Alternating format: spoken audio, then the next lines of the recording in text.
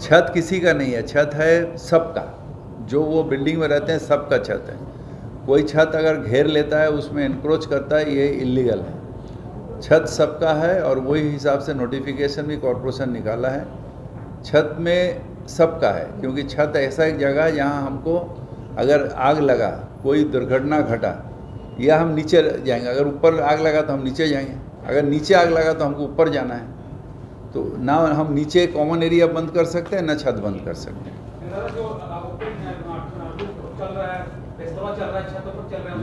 ये rule 117 building rule 117/4 এটা ক্যালকাটা কর্পোরেশনের বিল্ডিং रूल्स 117/4 में ऐसा है जो छत कॉमन एरिया है।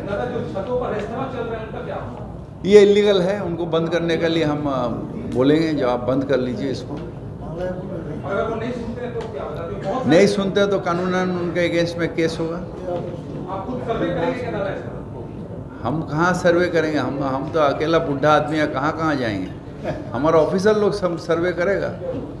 ये संभव है जो सारा कलकत्ता में सब बिल्डिंग का छत में हम उठेंगे? मेयर ही मर जाएगा। নোটিফিকেশন করে দিয়েছি। এখন সব বন্ধ হয়ে যাবে।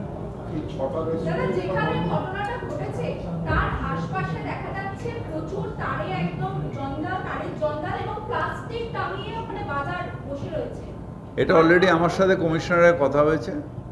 একটা সব ডিপার্টমেন্ট নিয়ে শিগগিরই গভর্নমেন্ট একটা যেটা মুখ্যমন্ত্রী বলেছেন একটা করবে, কি বলে, কমিটি করছে।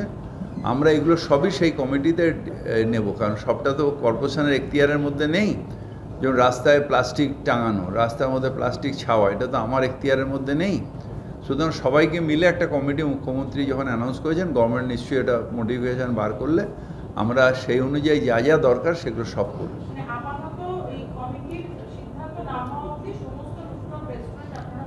রেস্টুরেন্টটা কর্পোরেশনের বলে আমরা কালকেই এটাকে করে দিয়েছি যে রুফটপ আর কোনো রেস্টুরেন্ট থাকবে না। হ্যাঁ, আমরা কালকেই আমি পুলিশ কমিশনারকে রিকোয়েস্ট করেছি যে আপনি একটা ওসিদের কাছ থেকে একটা লিস্ট নিয়ে আপনি আমাকে দিন যে কোথায় কোথায় আছে, তাহলে আমরা নোটিশগুলো সার্ভ করে দেবো।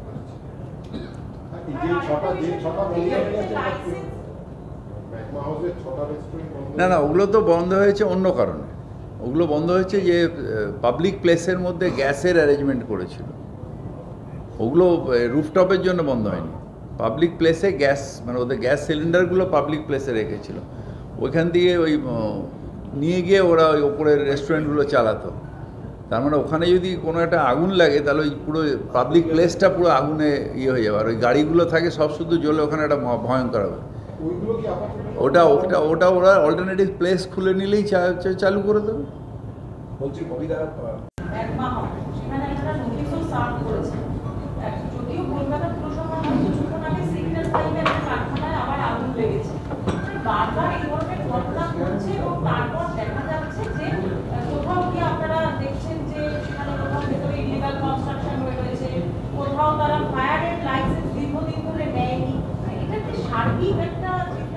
সার্বিক একটা আগে একবার মুখ্যমন্ত্রী আমাদের বলেছিলেন এটা পুরোটা অডিট করতে, সেই সময় অডিট করা হয়েছিল। এখন ব্যাপারটা হচ্ছে যে কিছুটা মানুষেরও শুধু পুলিশিং করে প্রেশার দিয়ে, আমরা তো গণতান্ত্রিক দেশে বাস করি, সিটিজেন্স রেসপন্সিবিলিটি বলে একটা জিনিস আছে। আমি আমার ব্যবসার জন্য যা ইচ্ছে করব আর আমার সমাজের প্রতি কোনো রেসপন্সিবিলিটি থাকবে না, এটা তো হতে পারে না। তা এই দায়িত্বটা কিন্তু সবার, শুধু যে বিল্ডিং স্যাংশন করলো তার, বা যখন অন্যায় হলে এত বড় ঘটনা হয়ে গেল তারপর নজরে আসে। ন্যাচারালি আমাদেরও তো সব ডিপার্টমেন্টেরই কথা বলছি, আমাদের তো একটা স্টাফের একটা সঞ্চালন আছে, স্টাফ। আমরা তো প্রত্যেক মানুষের পেছনে একজন করে পুলিশ বা একজন করে কর্পোরেশনের লোক দিতে পারবো না, আমাদেরও তো একটা লিমিটেশন আছে।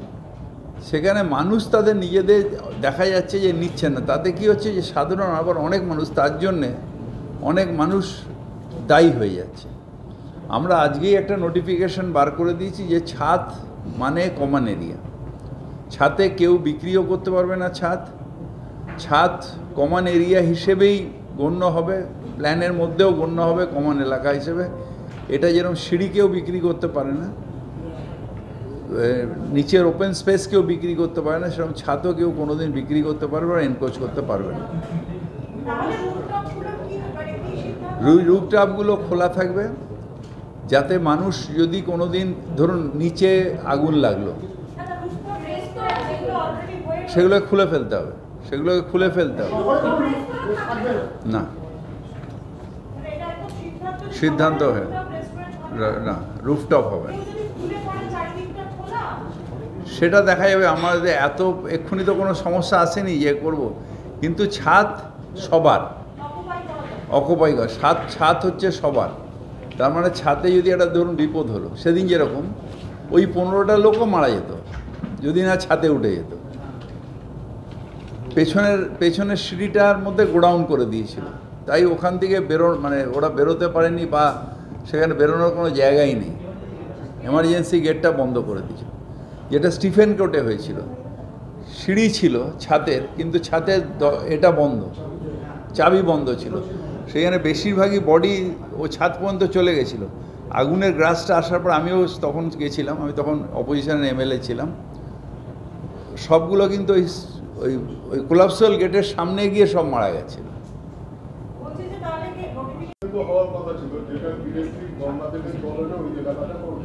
আমাদের বহু জায়গায় বড়বাজারে আমরা অলরেডি কলকাতা কর্পোরেশন থেকে দমকলের রিকোয়েস্টে আমরা অনেক জায়গায় ডিপ টিউবওয়েল করে দিয়েছি। সুতরাং জলের অভাব নেই। মানে আগে যেরকম ছিল কলকাতা একটা জায়গায় আগুন লাগলে জল আসতো না, এখন কলকাতায় জলের জন্যে দমকল কাজ করতে পারেনি এরকম হয়নি, সেটা এবারও হয়নি। এবার জলের কোনো অভাব ছিল না, এবং দমকলও ওই জায়গা দিয়ে ন্যাচারালি ফল টল সব পড়ে থাকে রাস্তার উপরে, এসেছে, টাইমলি এসছে, কেউ বললেনি যে দমকলও দেরিতে এসেছে।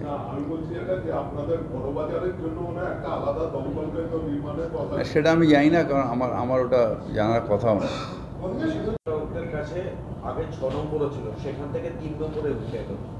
পশ্চিমবঙ্গের আস্তে আস্তে আমাদের যে ডেভেলপমেন্ট হচ্ছে, যেভাবে প্রজেক্টগুলো তৈরি হচ্ছে, পশ্চিমবঙ্গ আগামী দিনে 1 নম্বরে আসবে, বিদেশি পর্যটকদের কাছে 1 নম্বরে আসবে, এটা আমাদের টার্গেট। সেই জন্য আমাদের পর্যটক ডিপার্টমেন্ট দিনরাত কাজ করছে। মুখ্যমন্ত্রী নিজেও এই ব্যাপারে প্রচণ্ড ইন্টারেস্টেড, উনি নিজে কোথায় আরও পর্যটন কীভাবে বাড়ানো যায় সেটা দেখা, আমাদের পুজোগুলোকে ডেভেলপ করা, ওই জায়গায় নিয়ে যাওয়া, যাতে ওই পুজোকে কেন্দ্র করে যাতে পর্যটন বাড়ে। আগে যখন আমরা ছোটোবেলা এই সব প্যান্ডেলে ঘুরতাম, তখন তাজ বেঙ্গল বা গ্র্যান্ড ফাঁকা থাকতো পুজোর সময়। এখন আর ওখানে মানে বড় বড় হোটেলে আর রুম পাওয়া যায় না। তার মানে এত মানুষ আসছেন আমাদের কলকাতার পুজো দেখতে।